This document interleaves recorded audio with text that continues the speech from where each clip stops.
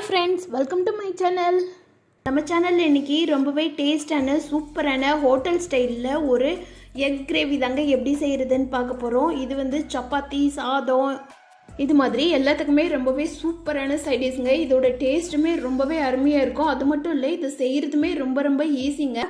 வேக வச்ச முட்டையில் இந்த மசாலாலாம் இறங்கினோடனே அந்த முட்டையை எடுத்து சாப்பிட்றதுக்கு அவ்வளவு அருமையாக இருக்குங்க. இது கூட ஒரு பீஸ் சப்பாத்தி இருந்தால் போதுங்க. அவ்வளவு சூப்பரான டேஸ்ட்டு, எம்மியாக அருமையான ஈஸியான முட்டை தொக்கை உங்கள் வீட்டில் நீங்களே ரெடி பண்ணலாம். வாங்க இதை டேஸ்டான ஈஸியான எக் கிரேவியை எப்படி செய்கிறதுன்னு பார்க்கலாம். இதுக்கு மெயின் இன்க்ரீடியண்டான மசாலா வந்து ரெடி பண்ணிடலாம். இதுக்கு வந்து நல்லெண்ணெய் வந்து ஒரு 2 ஸ்பூன் எடுத்திருக்கேன். இதில் 1 ஸ்பூன் அளவு சோம்பு, 1 ஸ்பூன் அளவு சீரகம், 1 ஸ்பூன் அளவு மிளகு, இது எல்லாத்தையும் நல்லா பொரிய விட்டுடலாம். இது 3 நல்லா பொரிஞ்சு வந்தோடனே காரத்துக்கு வந்து 3 காஞ்ச மிளகாவும் 1 கொத்து கருவேப்பிலையும் சேர்த்துக்கலாம். இதையும் சேர்த்து நல்லா பொரிஞ்சு வந்தோடனே கூட ஒரு 2 துண்டு அளவு ஜாதி பத்திரி சேர்த்துக்கோங்க. அது தவிர 2 பத்து தேங்காய், அதாவது ஒரு 2 கைப்பிடி அளவு தேங்காவும் குட்டி குட்டியாக நறுக்கி வச்சுருக்கேன். அதையும் சேர்த்து இந்த எண்ணெயில் நல்லா வறுத்தெடுத்துடலாம். மசாலா தாங்க நம்மளோட எக் கிரேவிக்கு வந்து டேஸ்டியே இன்க்ரீஸ் பண்ணி கொடுக்க போகிறது. காரத்துக்கு இது தவிர காஞ்ச மிளகாய் சேர்த்துருக்கோம். இது தவிர நம்ம சில்லி பவுடருமே சேர்ப்போம். அதனால் காரம் உங்களுக்கு எந்த அளவுக்கு தேவையோ அந்த அளவுக்கு நீங்கள் காஞ்ச மிளகாய் போட்டுக்கோங்க. மாதிரி தேங்காய் வந்து ரொம்ப கருகிடாமல் வறுத்தெடுத்துக்கோங்க. தேங்காய் கருகிடுச்சுன்னா இதோட டேஸ்ட்டே மாறிடுங்க. இது எல்லாத்தையும் ஆற வச்சு மிக்சி ஜாரில் நல்லா பேஸ்ட் மாதிரி அரைச்சி எடுத்துக்கலாம்.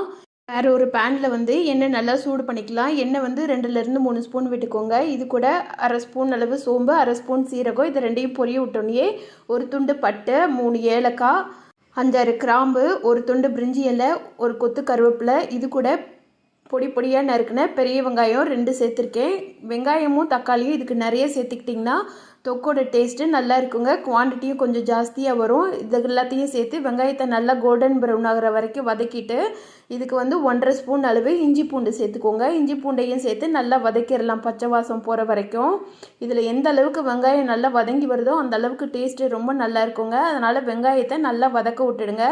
இது கூட தக்காளி வந்து நல்லா பழுத்த பழமாக ஒரு 3 தக்காளி எடுத்திருக்கேன். வெங்காயத்தோட அளவை விட தக்காளியோட அளவு வந்து ஜாஸ்தியாக இருக்கணும்.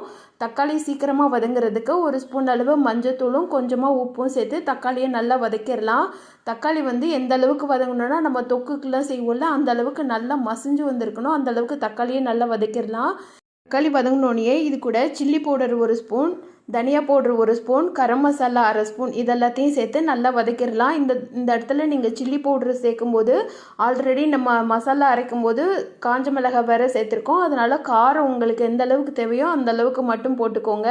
நான் வந்து காரம் கம்மியான அளவு தான் சொல்லியிருக்கேன். அதனால் உங்களுக்கு காரம் ஜாஸ்தி வேணும்னா அதுக்கேற்ற அளவு நீங்கள் போட்டு எல்லாத்தையும் மசாலா பச்சை வாசம் போகிற வரைக்கும் வதக்கிட்டு அது கூட கொஞ்சமாக தண்ணி சேர்த்து இதை ஒரு கொதிக்க விட்டுடலாம். இது மசாலா வாசம்லாம் போகிற வரைக்கும் நல்லா கொதிச்சு வரட்டும்.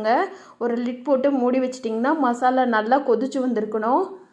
5 நிமிஷம் ஆயிடுச்சு. 5 நிமிஷம் நான் லோ ஃப்ளேமில் வச்சு நல்லா கொதிக்க விட்டேன். மசாலா வந்து நல்லா கொதிச்சு வந்திருக்கு. அதோட பச்சை வாசனைலாம் போயிட்டு நல்லா கமன்னு மணக்குதுங்க.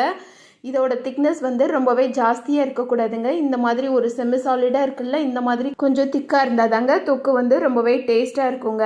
இப்போ இது கூட நம்ம அரைச்சி வச்ச தேங்காய் பேஸ்ட்டை சேர்த்துடலாம். இதில் மிக்சி ஜாரில் கொஞ்சமாக தண்ணி ஆட் பண்ணி அதையும் சேர்த்து நல்லா மிக்ஸ் பண்ணி விட்டுடலாம். தண்ணி வந்து இதுக்கு ரொம்பவே சேர்க்கக்கூடாதுங்க. தண்ணியோட அளவு எந்த அளவுக்கு கம்மியாக சேர்க்க முடியுமோ அந்த அளவுக்கு கம்மியாக சேர்த்துக்கோங்க. இப்போ இதெல்லாத்தையும் நல்லா மிக்ஸ் பண்ணிவிட்டு இதை நல்லா கொதிக்க விட்டு எடுத்துடலாம். தேங்காவோட பச்சை வாசனைலாம் போயிட்டு நல்ல ஒரு ஃப்ளேவர் கிடைக்கும். நல்லா திக்காகவும் இருக்கும் கிரேவி வந்து. இதெல்லாத்தையும் நல்லா மிக்ஸ் பண்ணி விட்டுடலாம். இதுக்கிடையில் இது நல்லா கொதிச்சு வர்றதுக்குள்ளே முட்டை வந்து உங்களுக்கு எத்தனை முட்டை தேவையோ அத்தனை முட்டையை வந்து நீங்கள் தண்ணி ஊற்றி வேக வச்சு எடுத்து வச்சுக்கோங்க.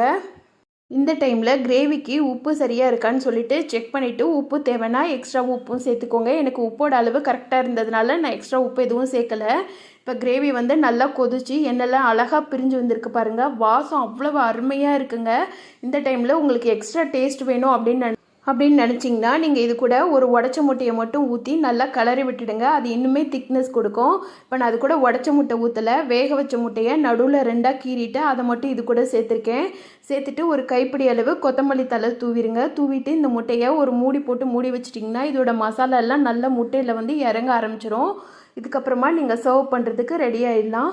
இது கூட வந்து சாதம் வச்சு சாப்பிட்டோன்னா அவ்வளோ அருமையாக இருக்குங்க. அது மட்டும் இல்லை, சப்பாத்தியோடு சேர்த்து சாப்பிடும்போது இதோட டேஸ்ட் வேறு லெவலில் இருக்குங்க. ரொம்பவே அருமையாக இருக்கும். சப்பாத்திக்கு குருமா அந்த மாதிரிலாம் செய்கிறதுக்கு பதில் இந்த மாதிரி கொஞ்சம் ஈஸியான மெத்தடில் டைம் இருக்கும்போது நீங்கள் செய்து பாருங்கள். இந்த டேஸ்டான எக் கிரேவியை ஒரு தடவை செஞ்சிங்கன்னா நீங்கள் திரும்ப திரும்ப செய்வீங்க. டேஸ்ட் அந்தளவுக்கு ரொம்பவே அருமையாக இருக்குங்க. பார்க்கும்போதே சாப்பிட்ணும் போல் தோணும். அந்தளவுக்கு ரொம்பவே சூப்பரான ஃப்ளேவர் கிடைக்கும். நல்ல கலர்ஃபுல்லாகவும் இருக்கிறதுனால பசங்களுமே விரும்பி சாப்பிடுவாங்க. வேக வச்ச முட்டையில் இந்த மசாலாலாம் இறங்கினோடனே அந்த முட்டையை எடுத்து சாப்பிட்றதுக்கு அவ்வளவு அருமையாக இருக்குங்க. இது கூட ஒரு பீஸ் சப்பாத்தி இருந்தால் போதுங்க. அவ்வளவு சூப்பரான டேஸ்ட்டு, எம்மியாக அருமையான ஈஸியான முட்டை தொக்கை உங்கள் வீட்டில் நீங்களே ரெடி பண்ணலாம். ஈஸியான இந்த முட்டை கிரேவியை நீங்களும் உங்கள் வீட்டில் செய்து பாருங்கள். செய்து பார்த்துட்டு எப்படி இருந்துச்சுன்னு சொல்லிவிட்டு எனக்கு மறக்காமல் கமெண்ட் பண்ணுங்கள். இந்த வீடியோ பிடிச்சிருந்ததுன்னா இந்த வீடியோவுக்கு உங்கள் லைக்கை போட்டு சேனலை சப்ஸ்கிரைப் பண்ணாத ஃப்ரெண்ட்ஸ் எல்லாம் சப்ஸ்கிரைப் பண்ணிக்கோங்க. தொடர்ந்து நம்ம சேனலுக்கு சப்போர்ட் பண்ணுங்கள். Thank you friends.